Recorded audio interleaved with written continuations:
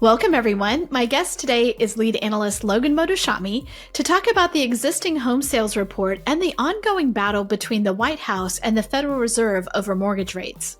As always, I want to thank our sponsor, Optimal Blue, for making this episode possible. Logan, welcome back to the podcast. And it's already been a pretty early start for you since you were on CNBC at 4 o'clock your time or something? 4 o'clock my time. I had a social summit event yesterday in Beverly Hills where we were raising money for the LA fires, and went on CNBC today to talk about the Fed, tariffs, mortgage rates, housing. And then, wow, the existing home sales report. Hello, that was a mother of beat. And I think everyone was shocked.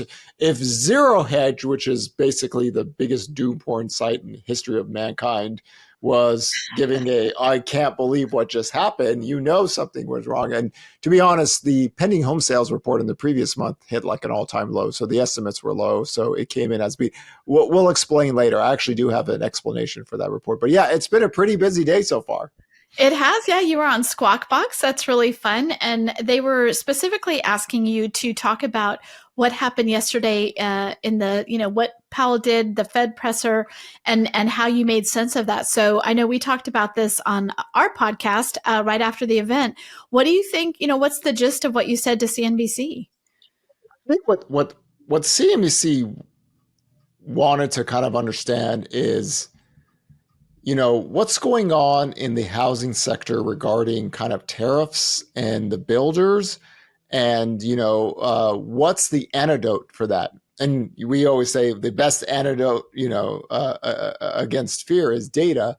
But in this case, I actually said, hey, the cure for tariffs is lower mortgage rates. Now, of course, they ran with that headline. People thought I was talking about the general economy, but no, the conversation was, if the builder survey is falling because they're worried about tariffs and what we've talked about always, the price, the margins of the business, higher rates, can they sell and make money? Lower rates fix that, right? We had, God, what was it? I think $1,600, $1,700, $1,800 lumber prices during COVID, but we had 3% mortgage rates. Now, of course, it's not realistic to get 3, 4, even 5% mortgage rates anytime soon, but mortgage rates going lower, and this is one of the things I highlighted, every time rates go lower towards 6%, the builder's confidence picks up. And then they talked about, well, what about construction labor? And I said, listen, there's been deportations every year for decades, and miraculously, somehow, mortgage rates go lower, new home sales grow, the builders build homes. It's unbelievable how consistent these things are, and it really revolves around rates. So that was a discussion. Also, in regards to the Fed, you could see what's going on here. This is starting to become a war between the White House and the Federal Reserve, and it's starting to pick up on I believe President Trump came out this morning and said, in essence, he really just wants lower mortgage rates to fight tariffs, which oddly enough, the CNBC headline came out. Oddly enough, the CNBC headline came out like 45 minutes before Trump tweeted that out. So people are like, what is going on? So just remember, I'm talking about I understand why President Trump and the White House wants lower mortgage rates, because the economy can perform a little bit better with lower mortgages. I believe internally the game plan is, if mortgage rates go lower, people buy homes. They can push that as a win. If oil prices go down, gasoline prices go, they can push that as a win. And with all the tariff headlines and everything, they can manage that. So in this case, the cure for tariffs, lower rates, the builders can grow permits again. And that actually will make sense because we have recent history. I believe like 10 to 11% of what goes into new homes gets imported from overseas or out of the U.S. So this is why when rates go lower, the builder survey goes up, and even with tariffs and inflation running crazy, the demand was what I've always said about the builders and new home sales for the last 14, 50 years. They are not the march of dimes. They're here to make money. If rates go low and they could sell, they'll do it, right? An interesting topic discussion. I think some of the oil executives told Trump, hey, listen, if you want us to drill, we need oil at $80. You want us to drill in these new areas, we need $80 oils to make it up. Why? They're not the march of dimes either, right? This is people are here to make money. And there's a lot of people who've never ran a business who don't understand, why don't they just build? Why don't they know? It doesn't work that way, right? Today's discussion, rates, tariffs, everything, I encourage everyone to go watch the interview.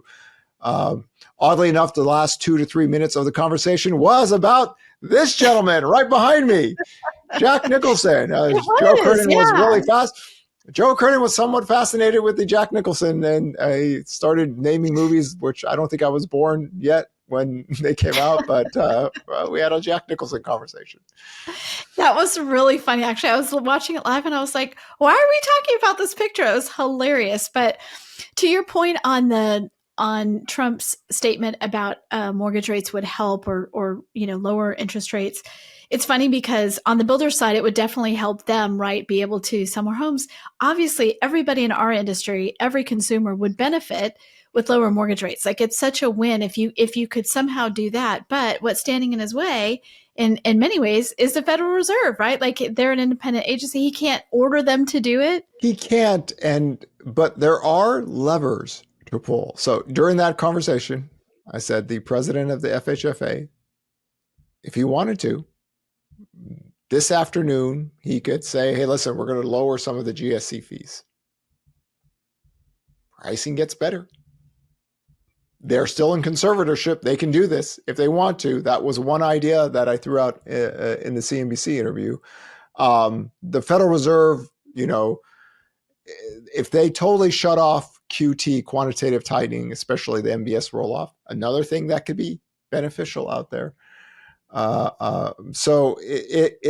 There's things that you can do. I mean, we're so close to we could just grow sales. I know the existing home sales report caught a lot of people off guard, but what we've always said, and the same thing I talked to Melissa Lee, the other anchor who interviewed me on CNBC, that she said, well, if rates fall down for the bad reason, who's kind of implying like, are people going to buy homes? And I said, listen, I went through this during COVID. COVID was the most chaotic time in history. You had a global pandemic. People didn't know if they were going to be alive and what was going on. There could be a depression. Guess what happened? When people thought, hey, we're living, mortgage rates were low. We had 25, 30 million people unemployed. We had 5 million in forbearance. But even in the most craziest, unsure time in history, my God, 3% mortgage rates, I'm buying a house, because all you have to do is basically outlive the pandemic. And here you are, you're living in your house. So we've had many recessions post-World War II. We only had one foreclosure crisis. That was a credit boom, credit bust. We don't have that anymore. But what you do have is very similar, like I talked about on CNBC, the 1980s. The early 1980s, affordability was worse. We had more inventory. People weren't sure if they wanted to buy a home. Consumer sentiment was bad. Mortgage rates fell 2.5%. Home sales went vertical.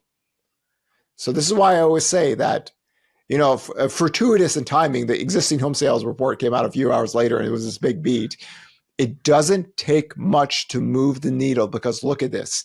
We have over 162 million people working. We have the best housing demographic pattern we have ever had with the millennials here, especially Gen Z right behind them. Then you have Gen X, baby boomers, silent generation, cash buyers, investors. You got everything here. But in this existing home sales report, first-time home buyers picked up on a year-over-year basis.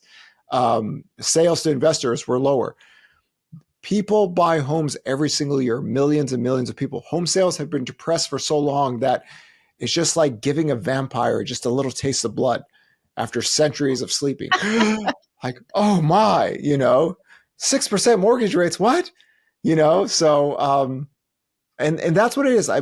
You can grow sales. I've been pounding this. You get mortgage rates down towards 6%, everybody's sales estimate will be wrong. It's the duration of lower rates that matter for the housing market.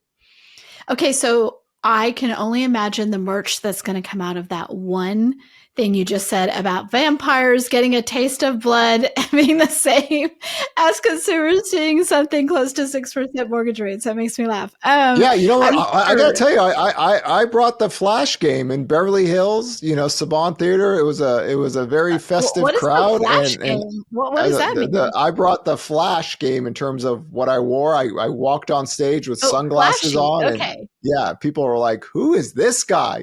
So I said, "The Chart Daddy's here." Did a little dance, gave a little presentation. So we try to make nerds look sexy and fun, but economics done right should be terribly boring. It's not designed to be a fun thing, but it was good to see a lot of people who've never seen me and like, oh my God, I didn't know this data existed. And I go, this is why we believe reading is a good thing.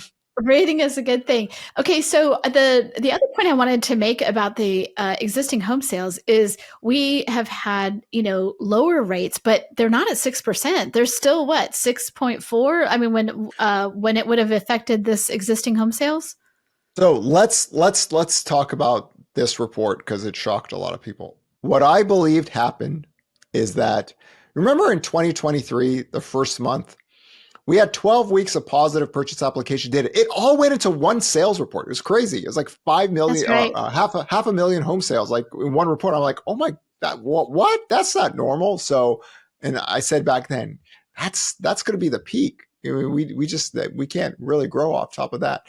At the end of 2023, going into 2024, mortgage rates went from 8.03% down to 6.63%. The seasonal demand curve came. Application data was positive, and we had a couple 100,000 home sales, almost 500,000. And back then in March, because it was a February report, I said, that's it. That's the peak for home sales. So back-to-back years, calling the peak of home sales early. Here, purchase application data, if I string it out, is actually, nobody's talking about this because what do we always say, Sarah, for years? I don't think people are trained to read the purchase application data with the sales data. I just think if you've got to be very versed in it, you have to track it in a unique way. Purchase application data is positive on the weeklies and majority positive on the year over year. There's the seasonal demand curve that happens toward the end of the year, goes in. We don't have any real negative curve in the data right now. And what happens is, I think the weather slowed some sales down in January. It fell into the February month, so it boosts it up. You're probably going to get a little bit of a pullback on that. But unlike the last 2 years, I can't write it's the peak of sales. I mean, I've done that for March the last two times, or the last two times we had that big pop. I can't say that because the forward-looking data is still positive. And if rates keep on going lower, 4.26 million on a monthly print isn't going to be the peak. But it does require, going out through the rest of the year after the seasonal push that we get, mortgage rates head down towards 6% and stay there. And that's what we saw toward the middle part of 2024 in the summer when rates fell. All of a sudden, demand started. The forward-looking demand picks up, takes 30 to 90 days for purchase application. The last few weeks, that this report that we had this morning has nothing to do with purchase applications being positive the last few weeks. That's going to be down the line. And then you could grow sales a little bit, and that's it. And again, I'm only saying this because we're working from the lowest levels ever. If we're at 5 million existing home sales, we're having a totally different conversation. But the bar is so low, we can all trip over it. But I think so many people were shocked and everything. And this is why we create the tracker, so we could teach people how to read purchase application data, because I have not seen anyone else talk about this. Like I tell people it's positive for the year. They're like, what are you talking about? I show the data. They're like, oh, you don't see Yeah. that. Why? Doom sells, right? What the rookie ball people do, it's always been the same thing. They take the very low levels of the volumes, which is right. We always say it's a Gangster Paradise was number one song when this data line was here. But when you see forward-looking data growth, they tend to never really talk about it because doom porn can't talk about real economics. You can't get people to click. So here it's just, I was doing the squabble up GIF, on Twitter right now. People said, oh, home sales are going to go straight to, 3.5 million. And you just get lower rates with duration, then everybody starts to think, if we could just stay here, I can do this.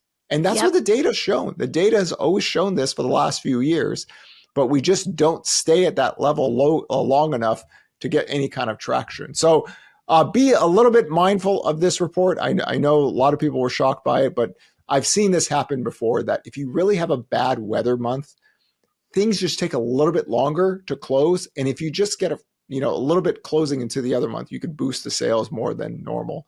And we just go from there. But I can't write. This is it. Because unlike the last few years when rates have gone up and purchase application data is negative, it's still positive on the weeklies and the year over year. It was a long time ago since I've ever been able to say that. And it's March. It's spring. Yep.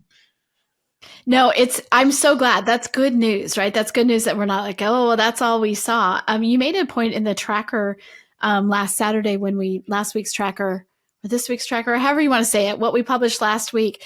And you made a point that there's a silver lining here. If we're seeing this kind of purchase application data pick up when things are not close to 6%, they're below 7%, but they weren't close to 6%, then there's still room to grow. And that's what you're talking about, that like, if we can just get down to 6%, there really is enough demand there to at least, give us a good season. It's not going to be set anything on fire, but it's going to be better.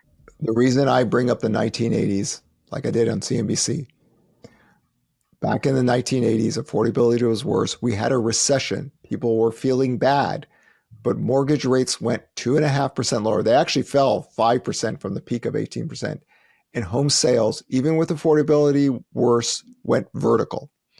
Okay.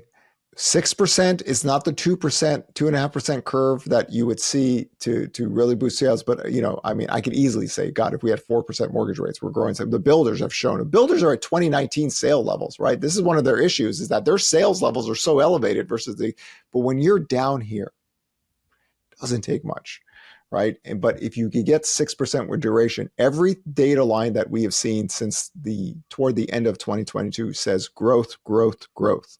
It just, we can't stick it. We can't stick long enough out there. That's the frustrating part, is like, I see it, right? I can't forecast that. Once again, today, the 10-year yield has bounced off. I got to create a new character, for this one level. This, for those who don't know what we're talking about, a few weeks ago on the tracker, I said this level around here on the 10-year yield might be tough to crack, right? So we're really going to need economic data to be bad and stocks to be worse.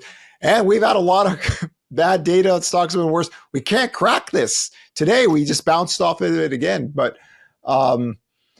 if we just get down towards 6, and I understand the White House's game plan, imagine 6% mortgage rates and existing home sales growing. Oh, they're going to highlight this out there. They're going to promote it and go, listen, look what we did. Because they're getting verbally ahead of this story, if it does happen, that's why they want to market it out there. Because when you're running at the 4th calendar year of the lowest home sales ever, right? It's the honest truth is the housing market is the bastard orphan child of the U.S. economy. The Federal Reserve just basically abandoned it in Arkham Asylum and just went away to their vacation in Cancun. And they don't really talk about it much. They kind of, haphazard make some really weird statements at times, but they don't say, we would like the existing home sales market to grow. Never.